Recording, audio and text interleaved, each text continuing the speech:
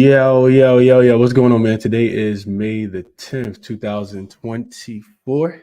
It's Chris, and this is the ChrisBeCappinn NBA Show, where we are live on Twitter, also live on YouTube, as well as we always are, trying to find out where the winning plays are.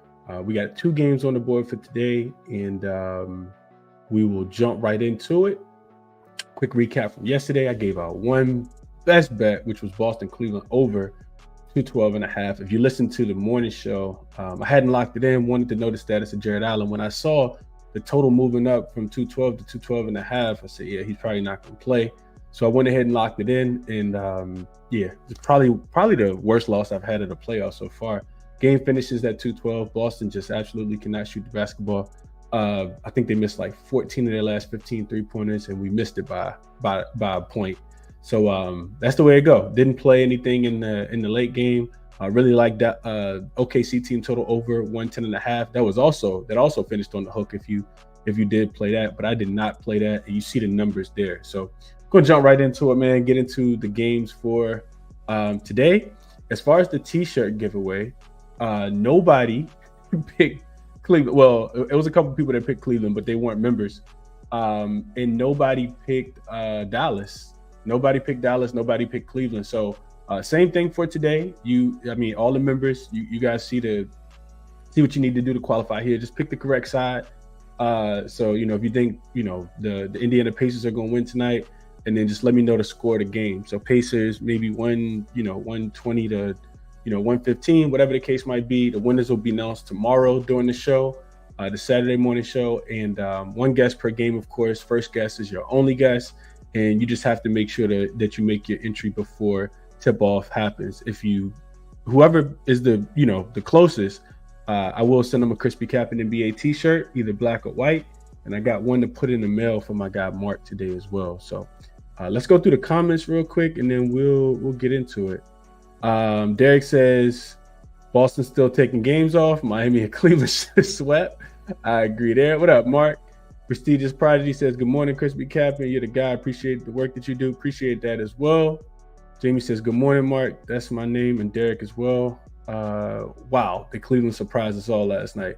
Cleveland's defense, I think, was more impressive. Coach JB Bickerstaff did say after game one, that they wanted to get up, into the shooters for Boston and not allow them to shoot so many threes, and that's exactly what they were able to do in game 2. Just kind of took the 3-point shooting away. So it'll be interesting to see if, Boston, they've made those adjustments before. I think they'll be fine, but man, you can't keep laying these big donuts.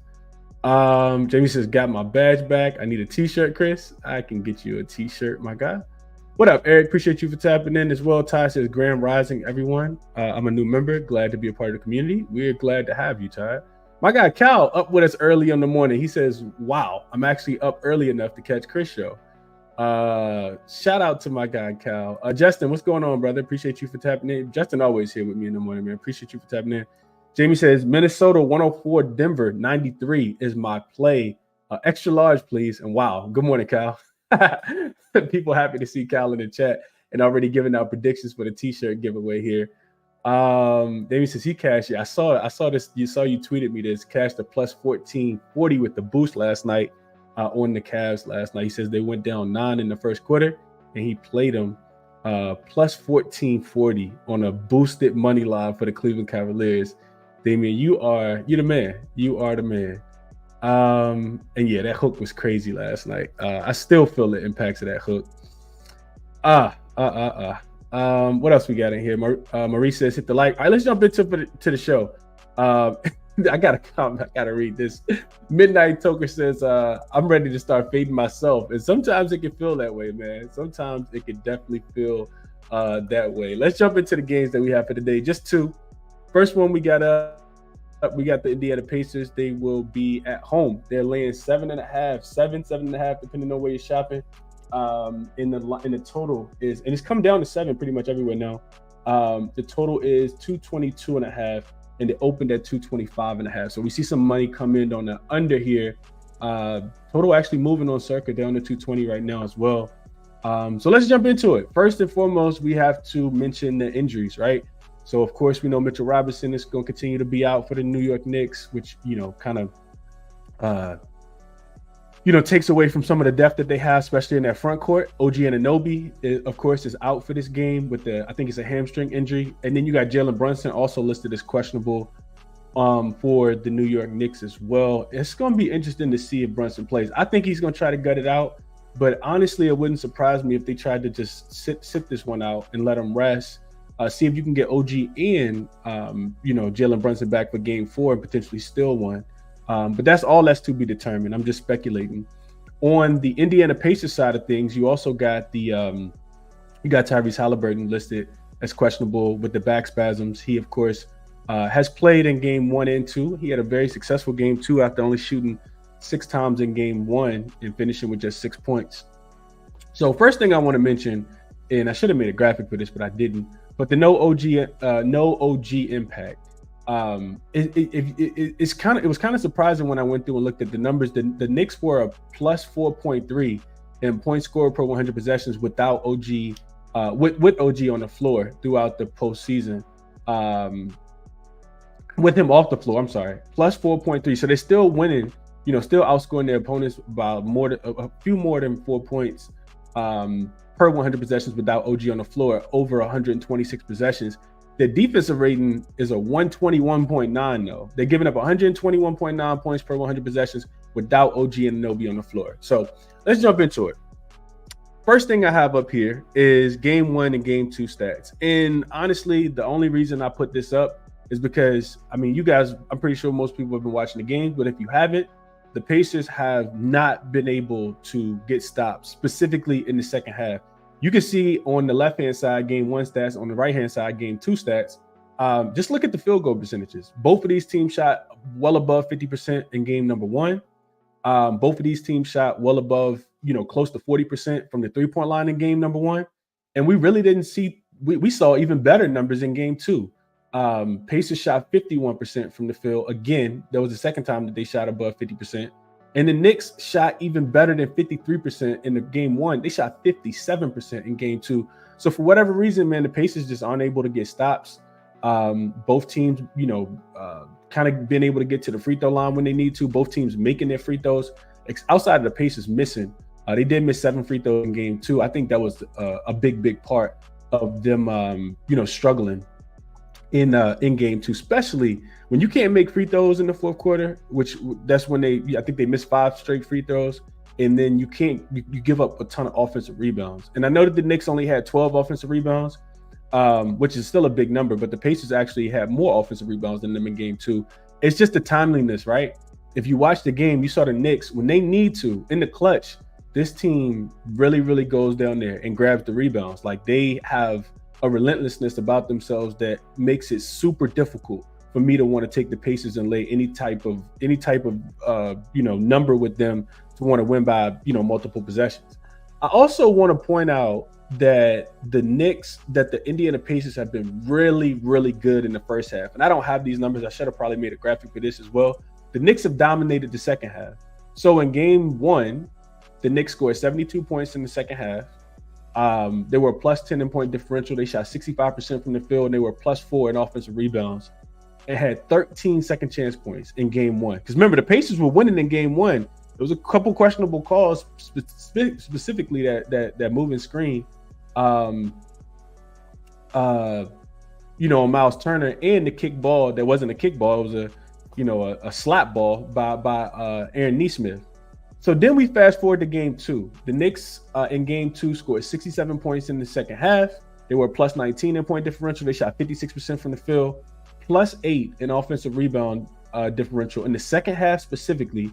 And again, 13 second chance points. It's really difficult to want to lay the points here. I do think that some offensive regression and you would say offensive regression, like, what are you talking about, Chris? The Pacers shot the ball really well. Tyrese Halliburton did, TJ McConnell did, Andrew Nembhard did, but Pascal Siakam shot just 7 for 8 from the field in game 2, 0 for 3 from the three-point line. He finished with just 14 points. With no OG and Anunoby there, this to me feels like Pascal Siakam should have a really big game. Aaron Nesmith shot just 2 for 7 from the field. He finished 2 for 6 from the three-point line and finished with just 6 points in 34 minutes. That I think he has a better game. And then last but not least, Miles Turner. This dude is so up and so down. Remember last series, he had, a couple 25-point games, hit 7 threes in one of those games. Miles Turner finished 3 for 11 from the field. And this was without Mitchell Robinson being a part of the game. This is just Isaiah Hartenstein and Josh Hart and OG Anunoby. But 3 for 11 was Miles Turner from the field. He shot 0 for 3 from the three-point line and finished with 6 points. And this was across 31 minutes. Again, when I look at the bench production, Indiana dominated. Remember in game 1, they showed the graphic where the Knicks were being outscored like 43-6 or something, 43-3 or something like that in bench scoring. Indiana did it again. Their bench dominated the Knicks bench, 46-12. And now you get a Knicks bench that's going to be a little bit tighter, as far as rotational pieces with no OG and Anunoby being out there. It's a must-win game for the Indiana Pacers. So as we move along, couple trends I wanted to point out. First thing I looked at, far left, you guys see home favorites that are down 0-2 in the series of game 3, 61-28 straight up, 53-34-1 against the spread. So that says that 61% of the time, not only do the Pacers win the game, but they cover the spread. If the home favorites land 5 points or more, 22-8 straight up, 19-10 against the spread. So that number increases to 65.5%. And then just some season trends for the Pacers on the right-hand side as well. Indy finished 20-12 to the over as home favorites this season, including 7 straight games going over the total. And they've cleared their point total tonight. Team total is 114.5. They've cleared 115 points in 7 straight games as home favorites. And they went over their team total in 9 of their last 11 as a home favorite as well. This is the way I chose to play the game. I really, really like the Indiana Pacers team total over specifically. So, and my thoughts are just that, Indy, they haven't had trouble scoring the basketball throughout this series. They scored 117 points in game 1, followed it up with 121 points in game 2 on the road. Both of those games on the road at MSG. Now they come home where role players typically play a little bit better in front of their home crowd versus a shorthanded Knicks team. I think they'll play with more energy throughout the full game and not just the first half. And I think they'll continue to push the pace as well. That's been helpful for them, even though they haven't really been able to get stops. With the Knicks being shorthanded, I know that Rick Carlisle is telling this team to get up and down the floor even more now. So I think they'll continue to push the pace as they did in game 1 and game 2. And I think they'll be able to score the basketball. I also think the Pacers will do here's the other thing. I can't trust the Pacers because of their defense though. Like this team has not proven, in my opinion, that they can get stops when they need to. Like I said, there's a relentlessness about the Knicks on the glass specifically. So I can't trust them on the spread here. They're giving up nearly 70 points per second half. In the offensive rebounds, the fourth quarter clutch scoring that the Knicks have been, able to provide won't allow me to lay the 7.5 or even a 7 here. But like I said, I like the points. I like the Pacers to be able to score. They scored 117 points in plus in both games so far this series, like I said, and they've scored 120 in all 3 home games so far in the first round against the Bucks. They're 5-0 to their team total over so far. So I like the Pacers to be able to score here. Give me the Pacers team total over 114.5. Best number I saw was minus 114 right before I did the show. Is on Bet 365, but there are some 115.5s out there as well right now. So I like the over, specifically team total over here. Let's see what you guys are saying about this one before we move on. Oh, my guy Justin gonna be in VA, says around 9 p.m. tonight. Reach out tomorrow. Okay. Shoot me a DM on Twitter, Justin, or comment on YouTube. I can see the comments as well. Maurice likes Hart, I'm guessing. I guess it's supposed to say Isaiah. Josh Hart over 5.5 assists. And Rudy Gobert over 12 rebounds. We'll get into that game in a second. Let's see. Jamie says, as soon as the horn sounded on game 4, I hammered the Pacers at -4. I saw 4.5. I didn't even see a 4. But it makes a ton of sense. I think I would be more inclined to lay in 4 than laying the 7. But if the Pacers are going to win, they typically cover. They are 3-0, I think, against the spread. In the games that they've won, I think they've covered the spread in each one, outside of the game that went to overtime where Chris Middleton hit the 3-pointer, and Tyrese Halliburton, he hit a floater? I think he hit a floater to win the game by 3, and I think they were laying like 5 in that game. 4.5, and I definitely remember being on the 4.5 and getting burnt in that spot. What up, Tasha? Appreciate you for being here. Maurice likes the over in this game, 222.5. Jamie said this is a Pacers spot for sure. The numbers, you guys can see them. They definitely say Pacers. It should be a Pacers spot. But she says Pacers defense has been suspect all season. They just try to outscore their opponents, and I could agree there. What up, PZ? He says top of the morning game, Cavs plus 13.5 was a winner. Cal says it's going to be an Alex Burke legacy night. Loading. This isn't even, I don't even think it's far-fetched. I do not think this is far-fetched. And I know, if you know anything about Cal, he's a homer for his New York Knicks. But, I mean, how could you disagree with how bad the Pacers defense has been recently? Really difficult for me to see them, wanting to come out here and get stops. I just like the over. SK says, you don't think with this being a must-win game, Pacers shots will have added pressure and misses to the regressionists do? No, I do not. I just think that they're going to play fast. I think the Knicks also want to play fast, SK, and I don't really think that they feel pressure. I expect the Pacers to win, and because I expect them to win, I expect them to score.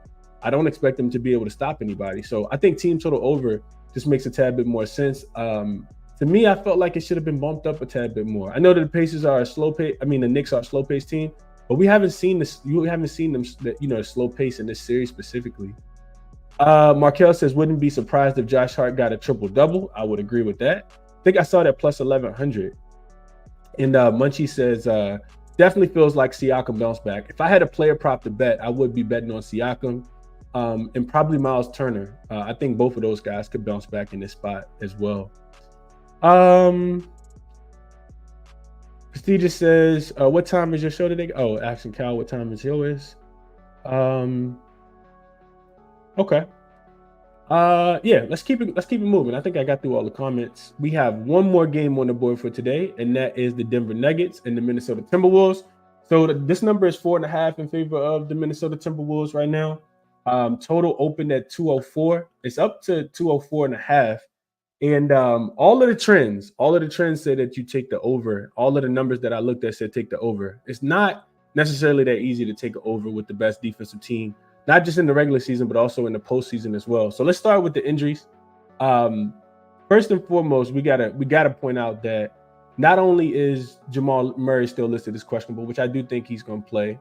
Reggie Jackson is also listed as questionable. He got really banged up. I don't think that he's going to play. That's just my opinion. And then you got KCP also on the injury report. I mean, not like Denver was, not needing offense and, needing production from their starters. But now you got a key, rotational piece off the bench, and Reggie Jackson is probably not going to play. KCP and Jamal Murray both hampered. On the opposite side, Monte Morris is listed as questionable in this game. He can help offensively, but he doesn't. Nickeil Alexander-Walker is a 10 times better defender than he is. And then you got Rudy Gobert, who is expected to return today after missing game 2 due to the birth of his son and winning Defensive Player of the Year. This one was pretty simple for me, man. I think you could do all the overthinking in the world. I'm not betting against the Timberwolves. We kind of alluded to it yesterday. And some of the things that I want to point out is, it all starts on the defensive end. The only way, in my opinion, the Denver Nuggets actually have a chance in this game is, one, they have to start off like super desperation, kind of the desperation that we had kind of expected in game two, and we didn't see it. They were down 28-20 at the end of the first. Well, they were down 20-28 at the end of the first quarter in game number 1.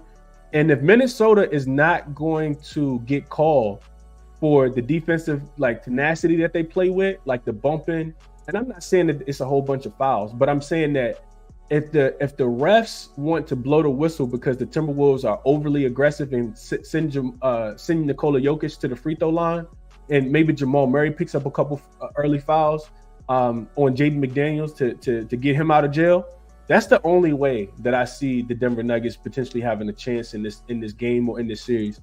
Denver has an offensive rating of a 98.7 in 80 minutes with Jamal Murray and Jokic on the floor. A 98.7 offensive rating in 80 minutes throughout this second round with Jokic and Murray on the floor. In comparison, for the regular season, they had 127.9 offensive rating with both of those two guys on the floor. I mean, I think, the Jamal Murray not being 100% definitely, has lended itself to these games going under, to Denver not being able to score. And I don't think it's just him being hampered. I think Jaden McDaniels, who missed that series last year, I think he has a big part of that. And Nickeil Alexander-Walker, the defense doesn't even, fall off any.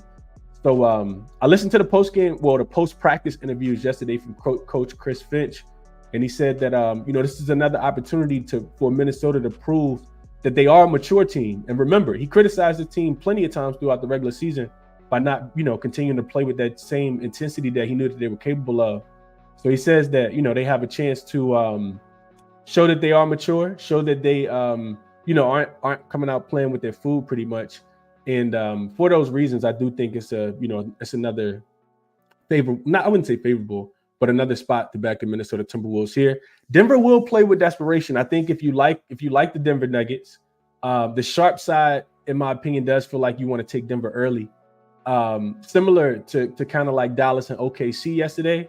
They're going to be fresh. They're going to be the Denver Nuggets are going to be as fresh as they possibly can be early in the game. Even Jamal Murray, as the game goes on, I think he'll get weighed down. As the game goes on, the defensive tenacity of this Minnesota Timberwolves team is not something that I want to bet against.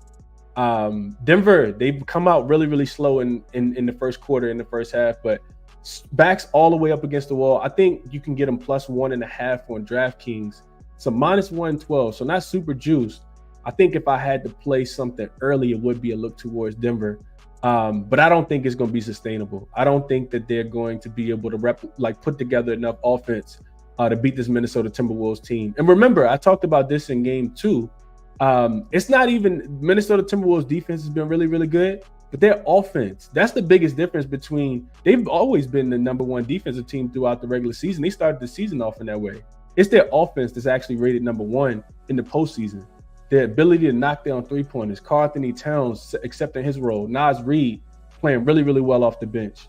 All of the guys contributing. They're making shots. Rudy Gobert scoring. Mike Conley's knocking down his wide open shots.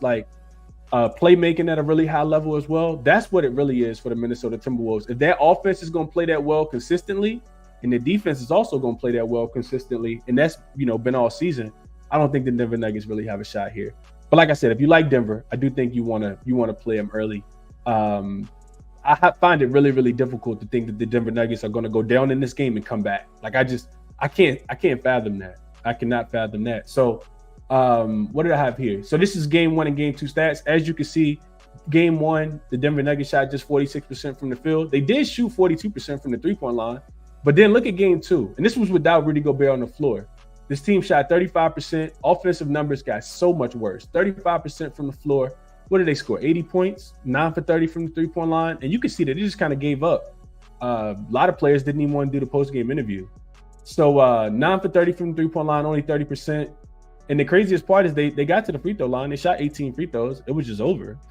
And, I think another thing I want to mention was Anthony Edwards. He talked about, Denver, going to want to punch. And he said, we still trying to punch too. We not complacent. And I like, that's a quote that you definitely want to hear.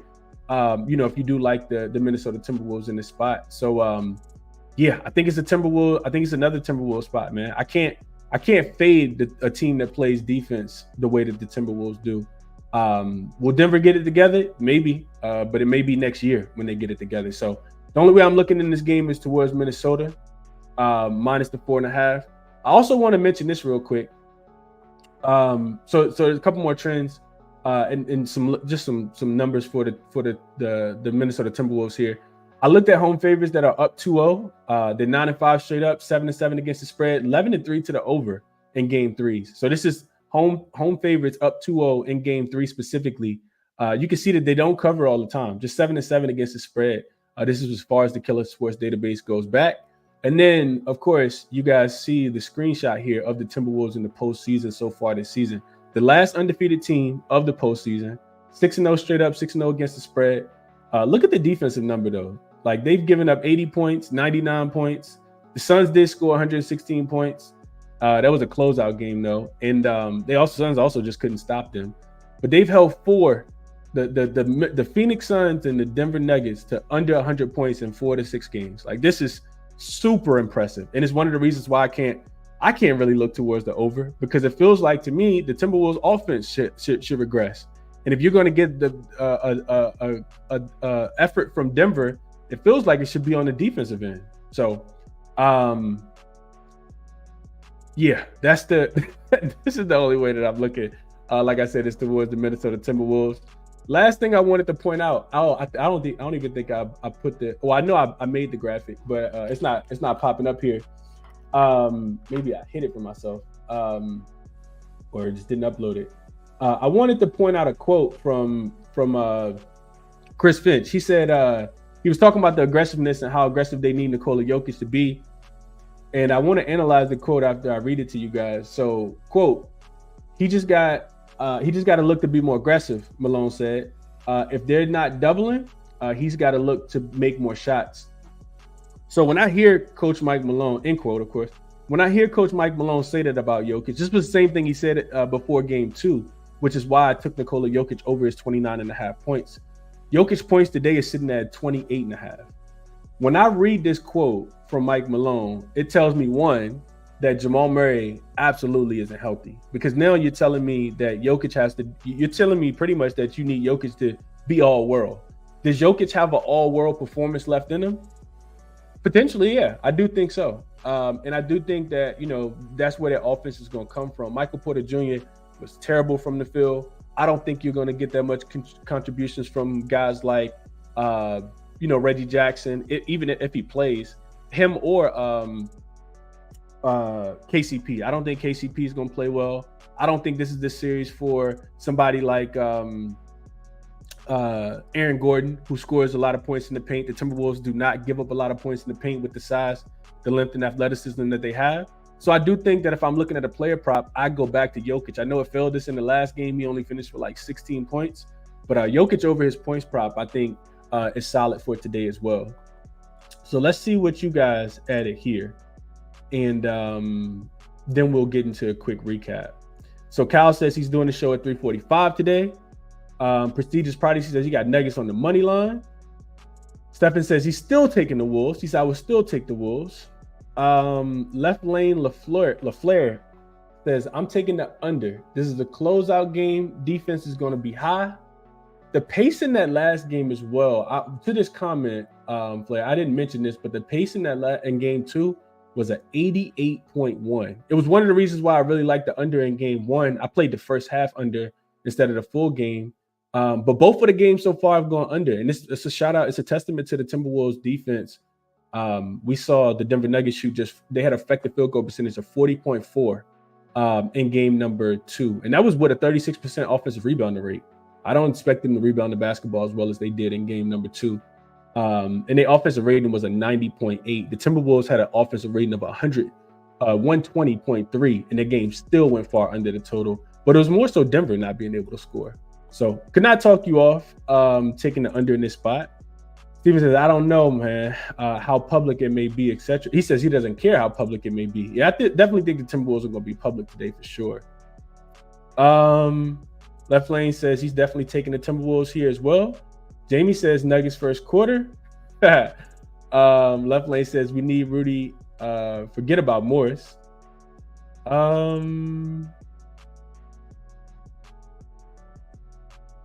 saw us. Let's see. This, I think I agree with this. He says Jokic won MVP. Stephen says Jokic won MVP gives Edwards more motivations to punish this team. I think he's definitely going to be looking at it that way. He's definitely, trying to kill everything in front of him, like he said in series number 1 against Phoenix. Bill says Gobert rebounds plus assists is what he likes in this spot. Prestigious Prodigy says he likes Jokic over his 28.5 points and the Nuggets money line. And George says, I finally made it to a live. Appreciate you for tapping in, George. Definitely appreciate you for being here. Snag, what's going on, my brother? from Chi-Town. He says Jamal Murray, McFlurry. I don't give a damn about buying them Nuggets. So no Nuggets here. Oh, Left Lane says Aaron Gordon over 17.5 points plus rebounds. I don't know how I feel about Aaron Gordon, man. I maybe rebounds because I think the effort will be there. I'm not sure how much he scores though in the paint. Cal says Denver offense reminds me of the Charlotte Hornets. This is what I can just picture Cal saying this. This is probably the funniest thing I've read this morning. Oh man. All right. Mark says I took Timberwolves -3.5 right after last game. Murray is not right. Could not disagree with this at all, Mark. And Left Lane, I agree with this comment as well. He says Timberwolves just have too much depth, for real. And yeah, I mean, when you think about the defense, the depth, and you think about the injured players, the players that's even on the injury report, even if KCP plays, even if Reggie Jackson plays, even if Jamal Murray plays, they have not proved that they're, less than 5 point, that they can keep a game within 5 against this team so far. And we also got to remember the Timberwolves have played this team really, really hard, really, really difficult throughout the regular season as well. And remember the other trend that I told you guys. I forgot all about this one, but let's look at it real quick. So when the Timberwolves are playing, this was the trend that is I'm pretty much undefeated. When the Timberwolves are playing a team that they just faced in their most recent matchup, they are now 8-0 straight up, 7-1 against the spread, winning by an average of 17 points per game. This is just a team that you really don't want to bet against. They did lose against the Warriors against the spread. They were laying 3.5. They won the game by 3. This was back on November the 4th. But since then, they played the Trailblazers twice. In the second game, they beat them by like 40. No, they beat them by 37. They played the Jazz. The second time they played the Jazz, they beat them by 10. Second time they played the Suns, they beat them by 25.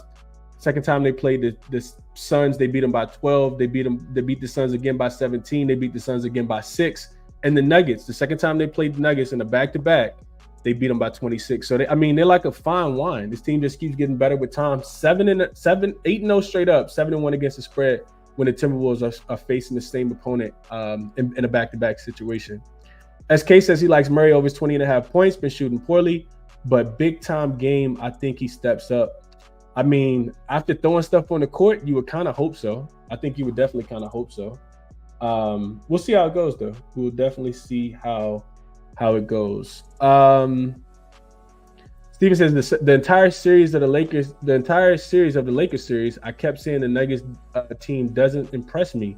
Just LA didn't have the right pieces, and I kind of agree with this as well. They did not look like the same Nuggets team from last year, even with getting those giving up those big leads and having to fight back, and even letting the Lakers win a game. Last year, the Lakers didn't win a game. Markel says he's backing on the under 200 in this game. What up to my guy Dano? He says I'm late. I had a trim for the Pacers game. I'll shoot it to you on X. Okay. Kevin says Murray's playing like trash. Tasha likes the Timberwolves early, first half in this spot specifically. And Jamie says first quarter Denver or next year. Justin says I want to bet Nuggets team total over 99.5. They can score a buck one time for the one time. Whew, man. Against conventional wisdom, I couldn't talk you off, Justin. It's gonna be difficult. It's gonna be difficult if the Timberwolves play that type of defense and they're not getting the fouls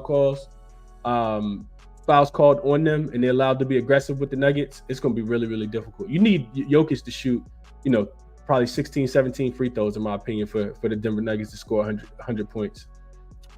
Damien says I'll be on the Rudy narrative. So many people give him flack for missing 2 games, for missing game 2 for the birth of his son. This will be his first game after winning his 3rd Defensive Player of the Year, and Jokic, 3rd MVP. I think he goes hard today, and I could agree there. I could definitely agree there.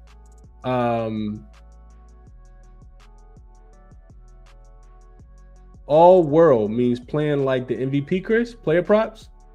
Yeah, points. Got it. Yeah, have to be Jokic points over. If that's the comment that I'm reading. Trying to get through some of these. I'm not gonna be able to make it through all of them. Jordan says I wouldn't bet a dime on the Nuggets in any capacity. They quit on people money last game. Definitely quit on my money. Definitely quit on my money. SK says, seeing what Shaq said to Jokic, he ain't like it. He'll prove his MVP status tonight. Maybe I look towards his points prop, but I wouldn't. That's the only way I would be looking. I mean, he is the MVP, so if he goes out here, he scored 30 in the first 32 in game number 1. And sometimes we can have very short-term memory, especially when a team just keep losing like that. So I do like Jokic's points prop. Actually, I think I got the graphic to pop back up now. Yeah, feeling a little bit better, Jamie. Definitely feeling a little bit better. 77 figure says look like the Timberwolves spot, but it's better for the league if Denver wins a game tonight. Tough game, and I kind of agree with that as well. I don't know how they're gonna win a game. Like I said, they'll need the refs to be on their side. Bill says Nas Reed props X Factor. Y'all, I don't know if y'all been seeing on social media, but people been getting Nas Reed tatted on them, like just like very small font. I saw it like on somebody's wrist, on the back of somebody's like tricep. Nas Reed is trending to say the least. And yes, I will be doing a Saturday show, Prestigious Prodigy. We definitely trying to cash on Saturday. It'll be early Saturday morning. My son does have soccer, so I'll be doing a show on Saturday morning. What else? Justin says he appreciate the show. Appreciate you for tapping in and safe travels, Justin. Douglas says, what's up, Chris? You know me, halftime, full time. Interested to see how you're gonna play it today, though, Douglas. What do you like most? And nobody wants the Nuggets today. Just like the Mavs and the Cavs today, I think the refs will be on the Nuggets side. They could be. Is there a correlation between the two, though? I mean, you got the sense of desperation for the Nuggets. Does OKC or Boston play defense like the Timberwolves do, though? Do we see offensive regression from the Timberwolves? These are the questions I would ask myself before I could take the Nuggets plus the points here. Peasy says Wolves minus the 4.5 or nothing here. And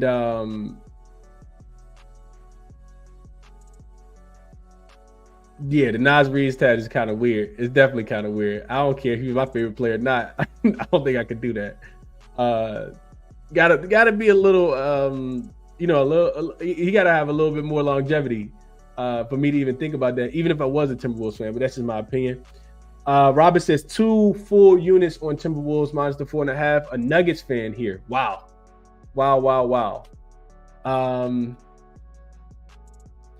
You can never underestimate the heart of a champion, Daniel. I agree, but I think that was more of a first. I think that was more the second game. Third game on the road, I'm not sure. But like I said, Nuggets plus 1.5 in the first quarter is available on DraftKings plus minus 112. If you like the Nuggets, I do think you want to get in early.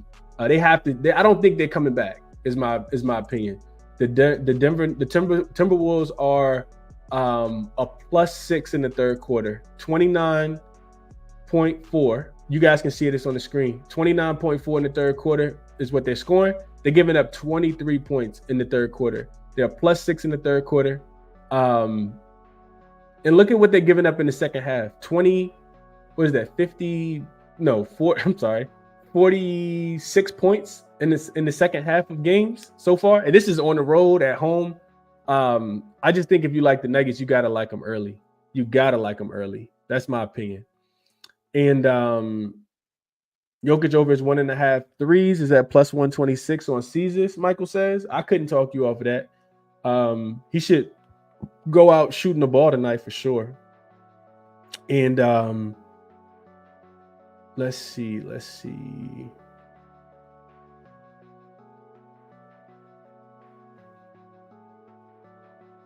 Robert says, if you like the Nuggets, live bet them. But good luck to you.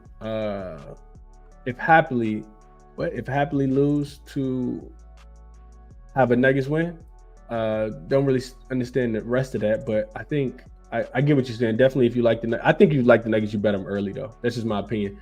And I think I do have. Let's see if I can pull this up. So this was a quote I was talking about. He just got to look to be more aggressive. Malone said. If they're not doubling, he's got to go. Got to look to make more shots. Got to look to make more shots. And like I said, that leads me to let's get into the recap. I think you got to look at Jokic points. I haven't bet him yet, but what I did bet was that the Pacers team total over 114.5. Like I said, my favorite play on the board for today. And Minnesota, I'm probably gonna get there with Minnesota as well. I can't back Denver right now. I get it. Most of the time when when dogs won yesterday, both dogs not only covered but won yesterday, people are gonna want to jump on the dogs for today. Think that trend's gonna continue. I have seen nothing that tells me the Timberwolves are gonna lose a basketball game anytime soon, honestly. And I don't think I'm gonna catch that falling knife. But if you are, wanting to catch that falling knife, best of luck. Best of luck to you. I will not be betting the Denver Nuggets today. It's Timberwolves or nothing. I haven't bet it yet, which is why it's in red. And I do like Jokic to go over his points as the MVP. I don't trust Jamal Murray. I don't trust Aaron Gordon. KCP is hampered. I think it's only Jokic over his points. I think he'll be super aggressive tonight. And if I had a second play, it would be Jokic over his 28.5 points. So those are the ways that I'm looking. Like I said, the only thing I bet so far was that Pacers team total over 114.5. Resources that I use are here as we wrap the show up. Remember, members, send me the team that you think is going to win and what you think the projected score is going to be for tonight's game to enter the ChrisBeCappinn t-shirt giveaway. Let me know what you guys think. And as always, if you found the show helpful, do me a favor, hit that thumbs up button, share the show, subscribe to the channel if you haven't. Links to all my official plays are in the description as they always are. Bet responsibly. Best of luck, and I will catch you guys in the next one, man. Enjoy your Fridays. I'm out.